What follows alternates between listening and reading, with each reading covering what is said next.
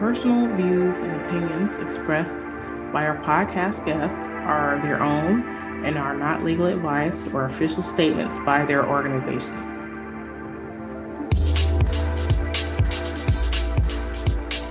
Hello, my name is Debbie Reynolds. They call me the Data Diva. This is the Data Diva Talks Privacy podcast, where we discuss data privacy issues with industry leaders around the world with information that businesses need to know now. So I have a very special guest on the show, Tom Chavez. He is the co-founder and CEO of Ketch. Nice to be here. Thank you for being here. Absolutely, Debbie. Thank you so much for having me. Yeah. Looking forward to this. This is exciting for me because I've liked your tool for quite a while. I like the moves that you guys are making in the marketplace.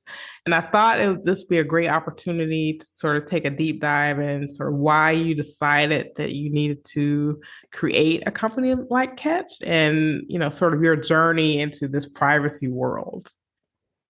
Absolutely. It's not been an immediate thing. And in some sense, I feel like this has been in the crock pot on slow for at least 10 to 15 years. So my journey into all of this dates back to probably at least 2010. Before Ketch, I had co-founded and led another company that was in the data management marketing tech arena. And even then, Debbie, my team and I had a lot of passion for matters of privacy. And so we saw a lot of companies trying to harness the power of consumer data for better content, better marketing, better commerce. And of course, that was exciting. But we saw companies starting to sort of take liberties and do some things with data that gave us pause. So in that context, we'd actually started to build a companion product that would give consumers the ability to control their data signature, right? We wanted them to have control, to be able to come in and say, hey, my name is Debbie. You can use my location for recommendations, but you can't use my age and my zip code for targeted advertising, say, right? We wanted to give that kind of granular control. And we just thought it was cool, but important and necessary. So 2010, 2011, I can tell you, we built it. We put it on our website, and about, 1,200 people globally showed up and poked around at it. I think my mom showed up 5 or 6 times just to show support. The point is, like, 2011, nobody cares. Right. Yeah. Nobody cares about privacy and matters of data control. But we didn't lose, we didn't lose conviction, right? That could actually eventually take root. Fast forward now to 2016, the company had been acquired into Salesforce. And suddenly GDPR, after a lot of shadow boxing around this thing, the European authority finally comes in and says, no, we're really doing it. And GDPR happened. Okay, that was a lightning bolt in our business, because as engineers, we start to put the numbers to this and understand its implications. The costs and complexities for us of rewriting all of our data pipelines to adhere to a single deletion request were potentially crippling, right? So forget the Hollywood facade of, hey, Debbie, come in here and exercise your deletion request. But if you're actually going to really do it, as we needed to do now in that context, making it so was really expensive and complex, right? I've likened it to going into an ocean and finding a particular droplet that corresponds to Debbie with this much magnesium, this much oxygen, this much carbon, right? I got to find this particular droplet in this ocean of data, pipette it out of the ocean to respond to this deletion request. It's that crazy. It's that complicated, right? So that was the point at which I and others started to look at this and say, there's got to be a better way. If you believe that data privacy is a data management problem, as we do, then we need a new set of infrastructure, a new kind of application, a new kind of conception for how to really nail it. And so that's my journey into all of this. We got going at Ketch here about two years ago, and I can tell you, we're seeing it's very different from 2011 when nobody cared, right? We're seeing brands. It's of course the regulations and GDPR and CCPA and so on. All of that is putting a lot more urgency into these questions, but we're also seeing leaders at companies now understanding that it's not a nuisance. It's not just a source of cost and complexity. It's an opportunity now to Right. seize advantage with their customers and consumers. Right. Absolutely. I love that story. So I was one of the people like you who cared about privacy when no one was thinking about it. Actually, it was funny. So when the GDPR came out, when it passed into law in May of 2016, I thought I'm gonna wake up on May 25th and everybody's gonna care about privacy. And it was like it wasn't in any paper. No one said Right? a thing about it, and I was just like Crickets. crestfallen, right? And I'm like, this is such like this, like the world has turned, okay? Like this is gonna like turn everything topsy-turvy upside down. And so I've made it my business to sort of evangelize, hey, this is coming. You need to really think about it. And it's funny because I talked to really big corporations. They were like, they just couldn't believe it because they just couldn't wrap their head around the extraterritorial reach of the data regulation and rights and how applications are made. So they're made to put data in and not have data come out, right? Isn't so it interesting? Yeah. yeah, Just the yeah, level of oblivion or naivete out there, right? Where otherwise really sophisticated business leaders feel like, well, that's a thing out there, but it's not relevant to me, or, I'll get to that later. yeah, Well, they're getting right. to it now. Well, I'm glad they are. I'm glad they are. What one thing that I like, a slogan that you have is trust by design. And Mhm. the reason why I like that, very simple, very crisp, but I think the thought had been earlier. So let's say, 2016, 2018, 2020, or whatever. A lot of companies that Mhm. were trying to grapple with this, they sort of saw privacy more as just compliance. And we know that it's more than that, right? It's definitely deeper in terms of what you have to do. But in order to have customers want to do business with you, you have to engender trust. And just sort of checking is not going to do that. So tell me a little bit about that feeling that you guys are trying to impart when you use that phrase. Yeah, well, I think you are right on the nose, right? The first generation of systems and approaches to this problem are extremely compliance oriented, right? It's a set of chores and irritating tasks and checklists and surveys to be completed to demonstrate compliance in this dreary, lawyerly way. What I think you and I and others are seeing now is look, and this is what's behind trust by design is like, no, no, no, no, no. Elevate this idea and understand compliance will be a measure of whether or not you've done the right thing, but do the right thing, right? The North Star is to demonstrate privacy as a way of engendering trust with your consumers, your customers, your partners, right? Trust is oxygen for businesses, right? Trust grows top lines. Trust is what creates confidence for consumers to come back and buy again and again and again, for them to engage in your content if you're a publisher, right? I trust this brand because I just feel like they're doing the right thing with my data. So what's behind trust by design for us is this evocation of privacy and control over data as not a jury lawyerly thing that needs to be handled, but as an opportunity to be seized, right? Because it promotes top line growth and business expansion for the companies who take it seriously. Yeah. I thought it was really important, another inflection point when Apple came out with their app transparency. And Mm. so people, and I know you've heard this before, where people didn't see privacy as being something as driving kind of like top line revenue stuff. So, not only is it a good thing that, obviously should comply with the law and try to do things that engender trust, but we're starting to see we could put numbers to companies are thriving because they're helping consumers protect themselves. What are your thoughts about that?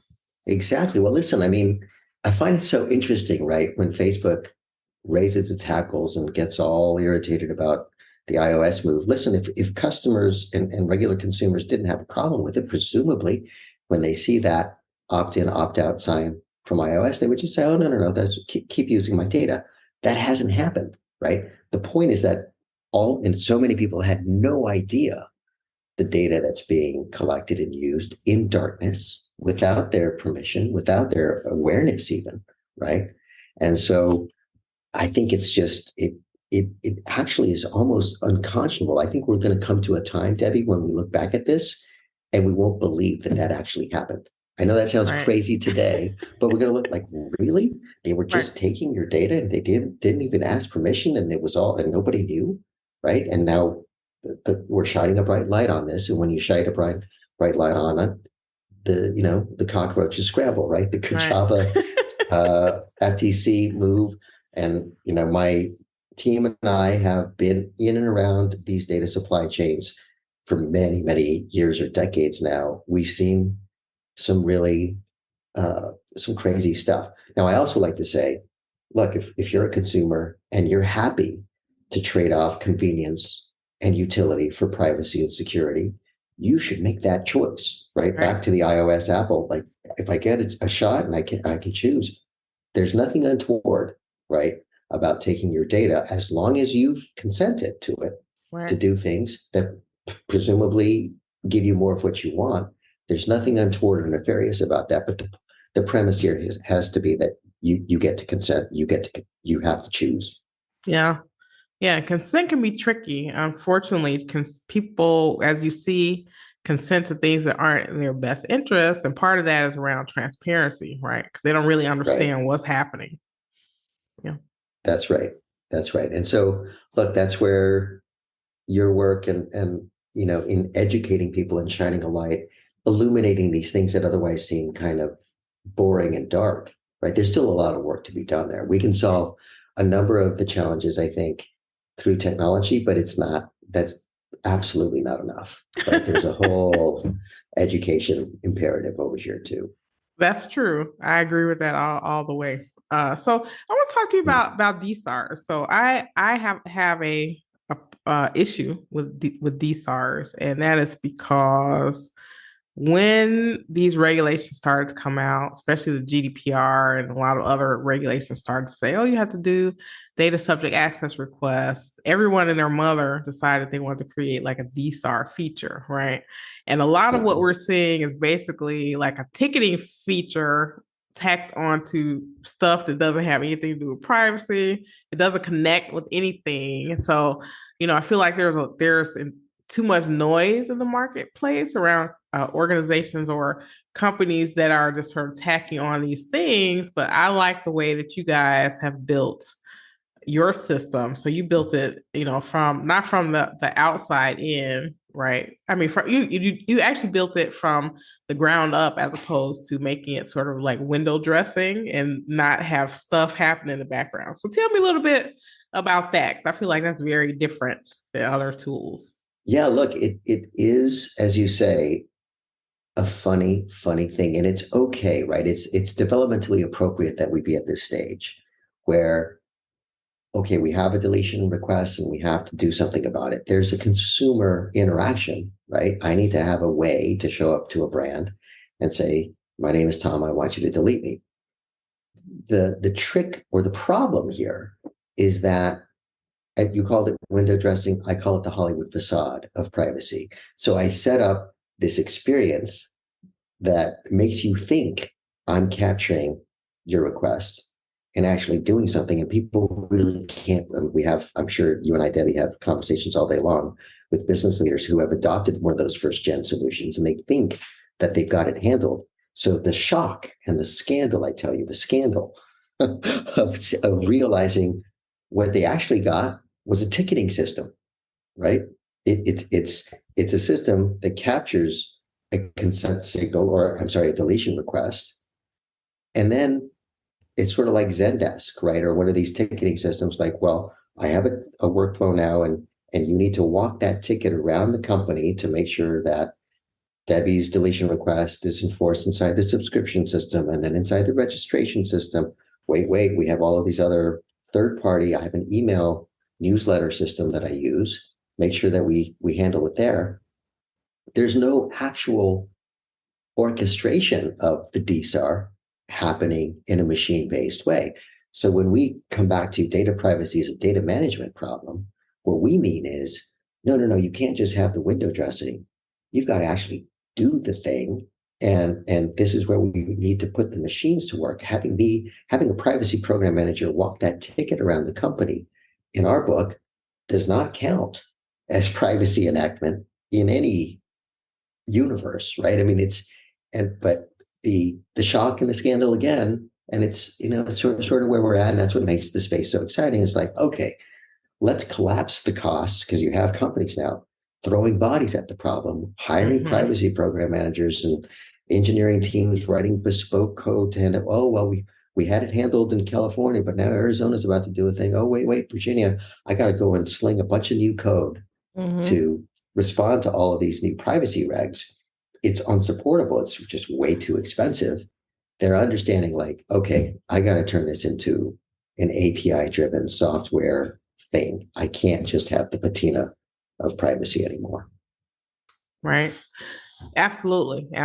So I'll tell you a horror story, and I want you to react to this. Okay. So, and now this is actually something that is happening right now in companies around the country and the world. It's horrifying. Okay. So let's say they have this ticketing system. They have this DSAR request.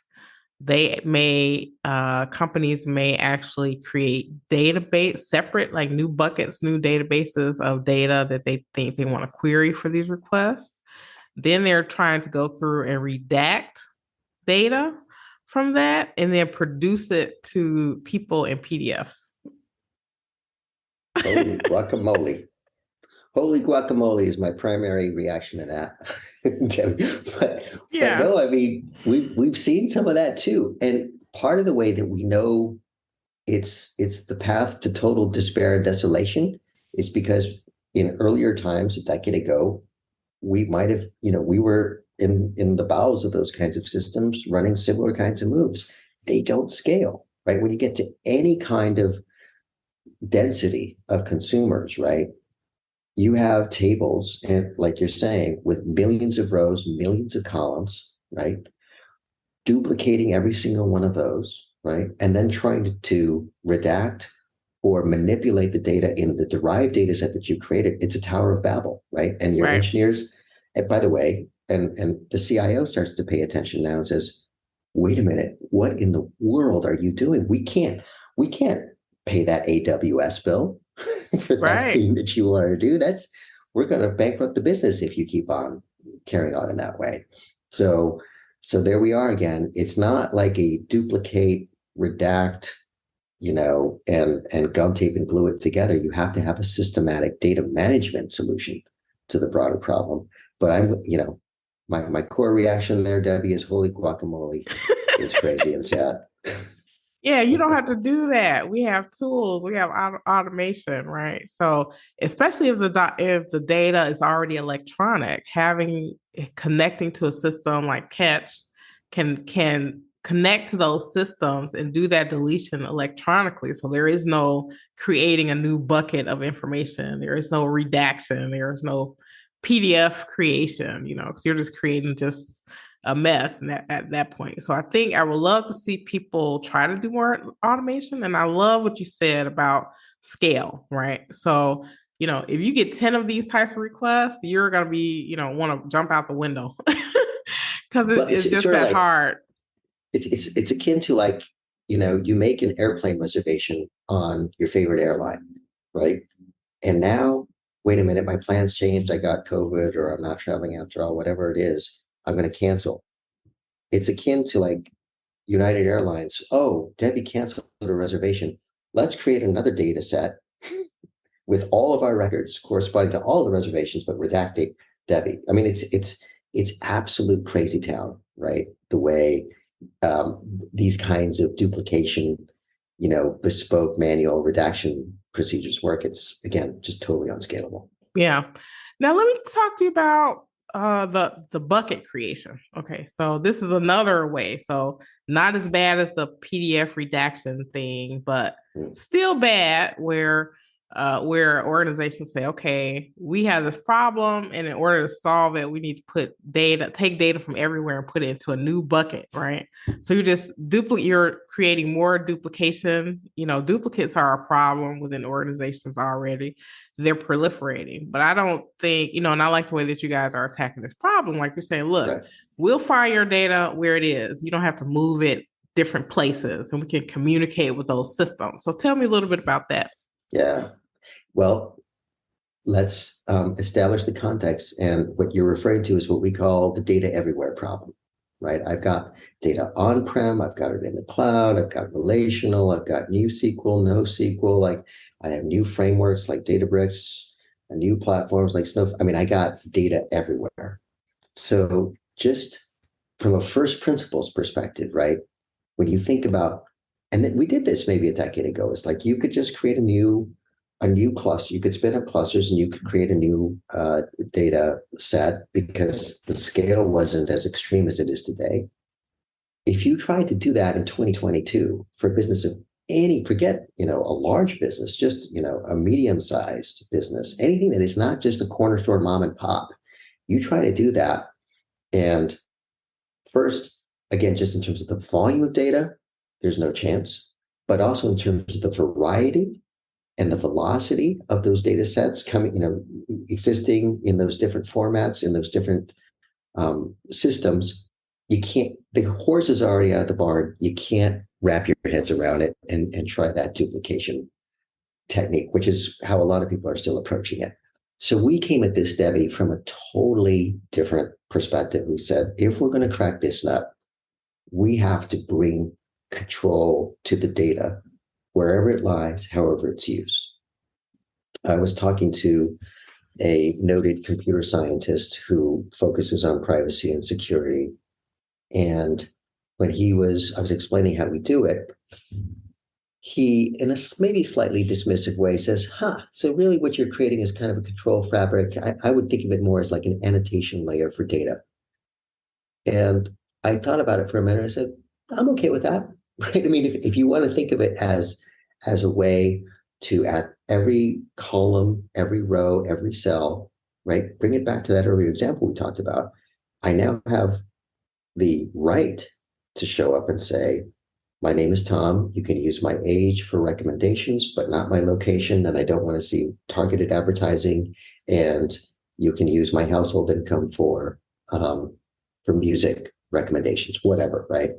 I have that hyper granular, like every single cell in my row of data can be specified in this hyper granular way, in a way you couldn't before. You have to bring the control to the data, right? And so that's the approach we take in solving these gnarly problems. What we're finding is that, and we like hard technical puzzles over here as well. So it turns out to be really, we like hard things, and doing it in this way is not for the meek of spirit. But we've also found that there's just no other path, right? You can try that duplication kind of method that you were talking about, and all of the people that we know who are scampering down that path still are meeting with total despair and starting to cast about for alternative solutions. That's true. That's true. That's true. Yeah. Absolutely. Yeah. So I like what you said about an annotation layer. Basically, you're taking metadata and reading that information, right? So you're not That's taking right. the full document, but you know what things are and where things are. So in a way, in order for companies to be able to do things like fulfill a DSAR request, they have to solve two problems. So one is, what data do I have and where is it? And Right. then how can I take care of the request?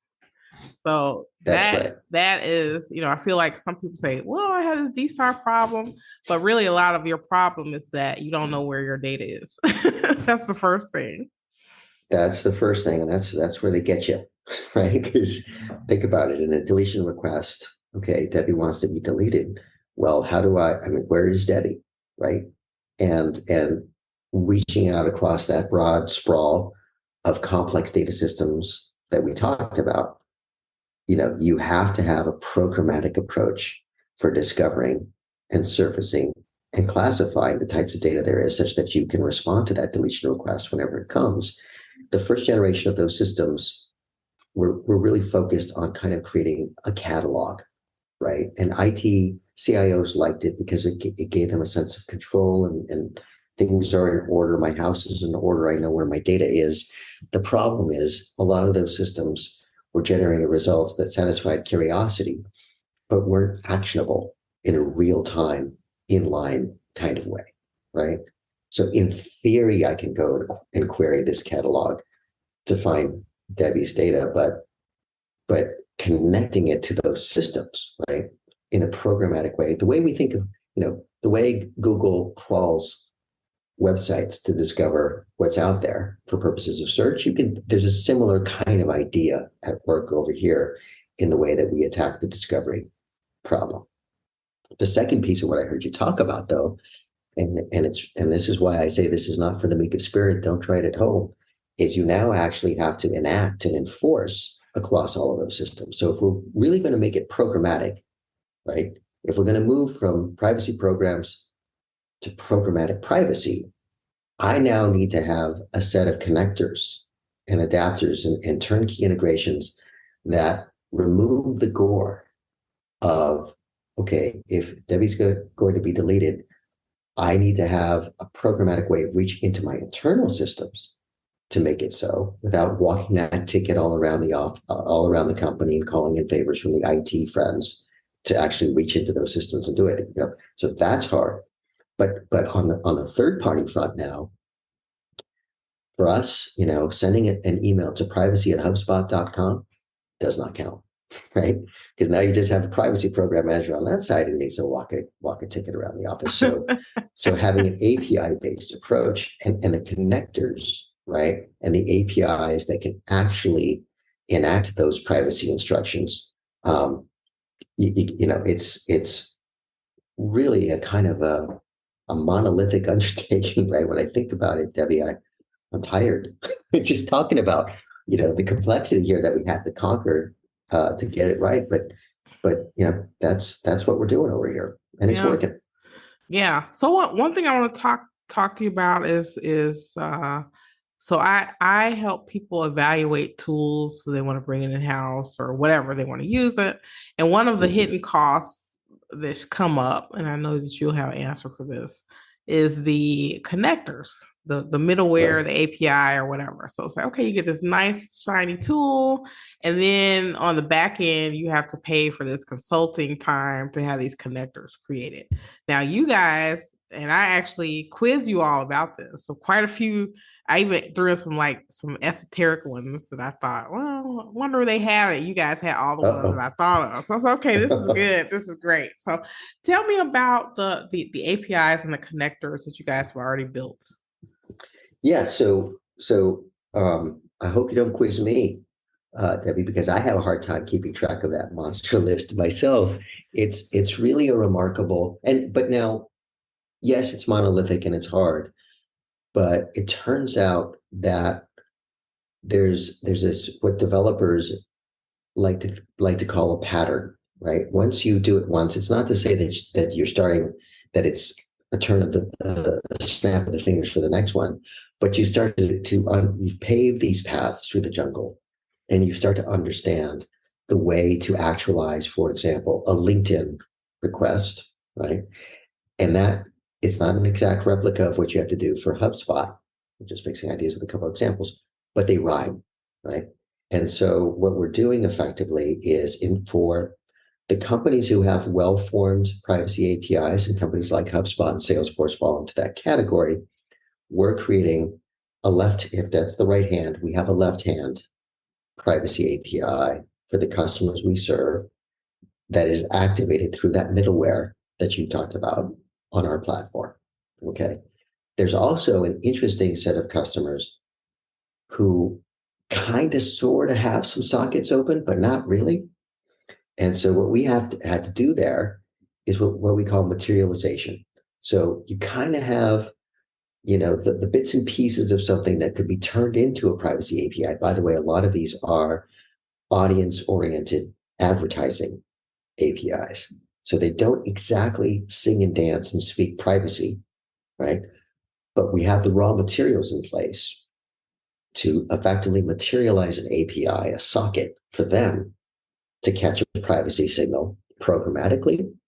By the way, it's a great benefit for them. We've had some of those larger platforms thank us profusely. They can't believe, especially some of the early ones, hey, listen, and I'm not gonna call them out because it's not something I want to talk about specifically, but let's just say they're out there, and it's a big boon for them to have one of those privacy sockets opened up via this thing we call materialization by Ketch. So it's a heavy lift, but it's a pattern. It's replicable, and that's what's allowed us to get to our knowledge, Debbie. It's the largest scale of programmatic privacy connections to hundreds of those external third-party systems, and then infrastructure via what we like to call, it's a geeky word, but we call it the transponder, that allows you to reach into your internal systems and scale those privacy connections for internal systems in that way as well. I was very impressed. I put you through your paces, and so I was very impressed. So you all answered all my trick questions as well. So Oh my goodness. Well, keeping us on our toes here, Debbie. Thank you for that. Very much, very much. One other thing I would love to chat about, and this is something, a gap that I see as well. So some company, well, a lot of companies may have legacy data. So the embarrassing stuff in back rooms that they don't want to talk about or whatever.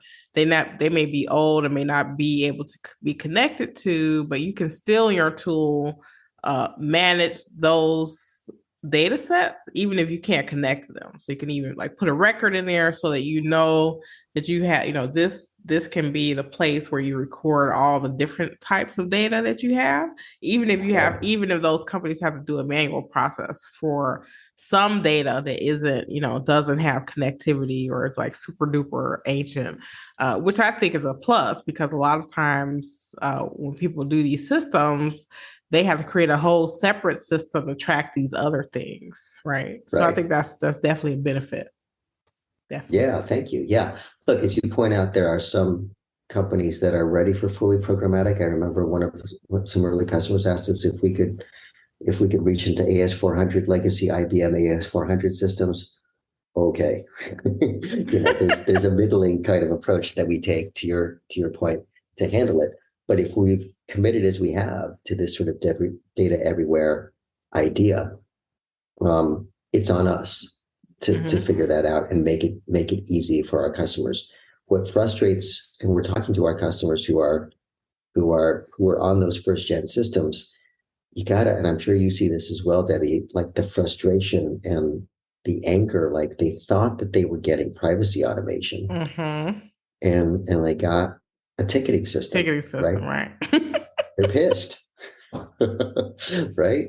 Right. So, yeah, I find, people, what I'm finding is that companies, they may go and buy something and they end up, and it's not the right thing, and they end up back in the, marketplace within like 12 to 18 months looking for something else, right? So it's really important to be able to ask the right questions, make sure, sometimes the companies don't know the right questions to ask. So really just trying to get down to the bottom of what they actually truly need and have a tool that will actually fit what they're trying to do, I think is really important.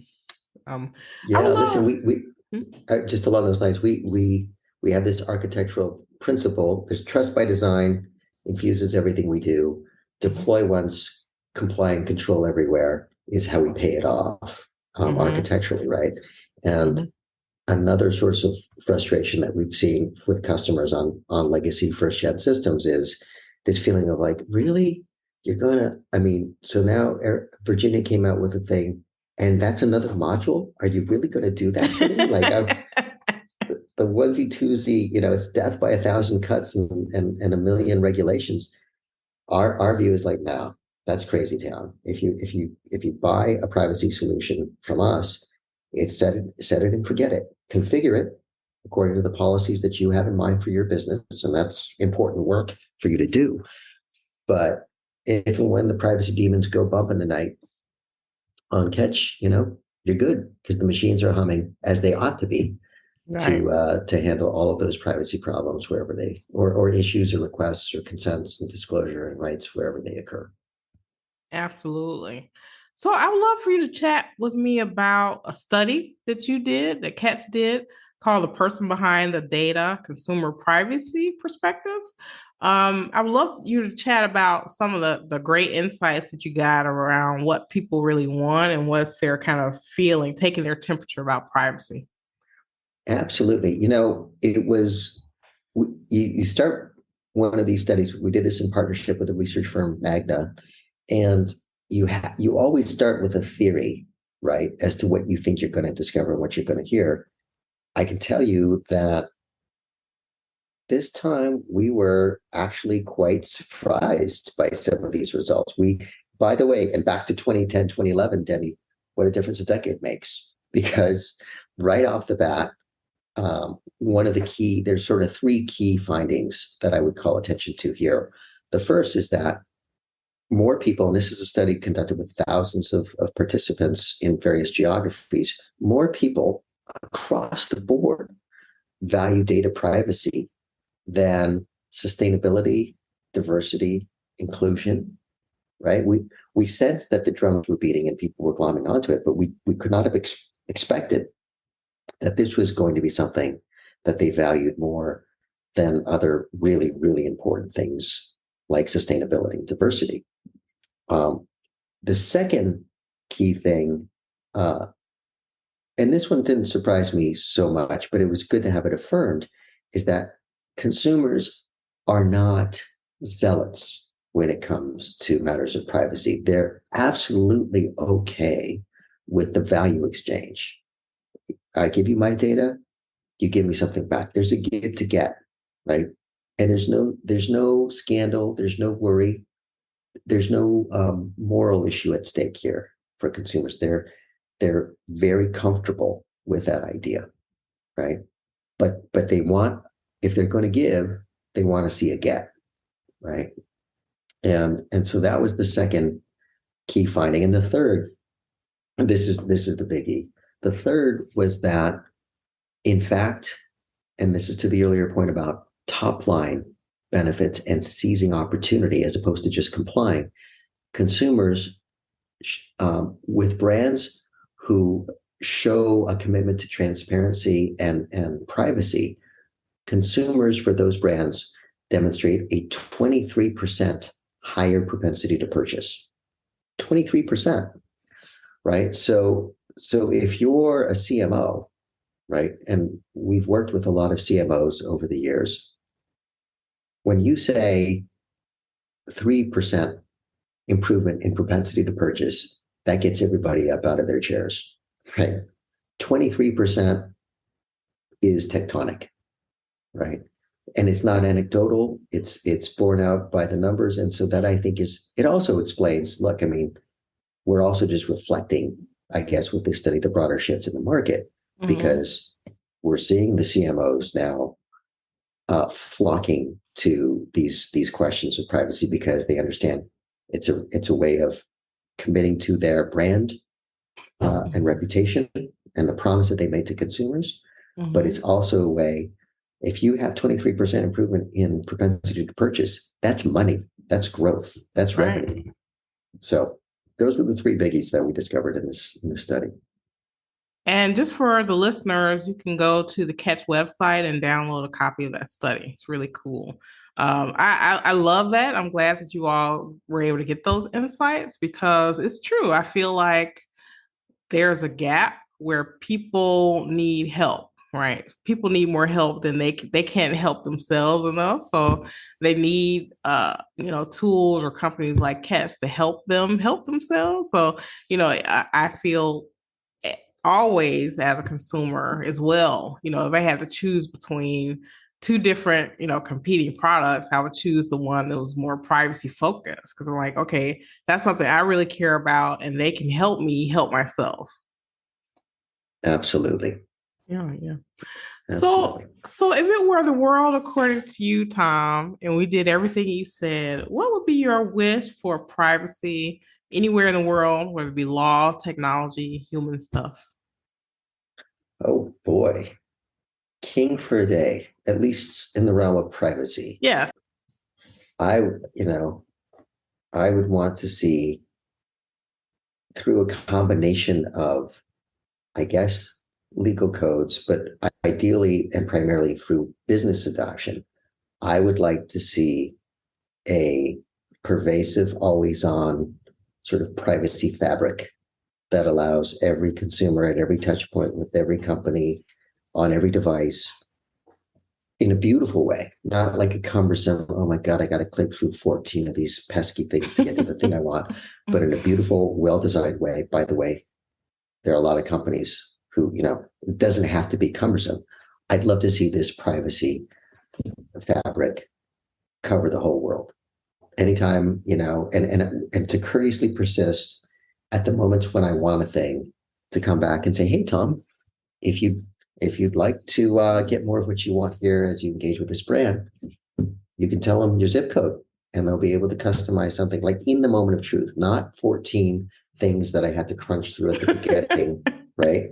But in that little moment of truth, when I'm engaging with the brand, right? That's what I mean by real time, always on, it's everywhere, right? Mm-hmm. That for me is the dream. Wow, that gives me a lot to think about. You're a philosopher. I love this.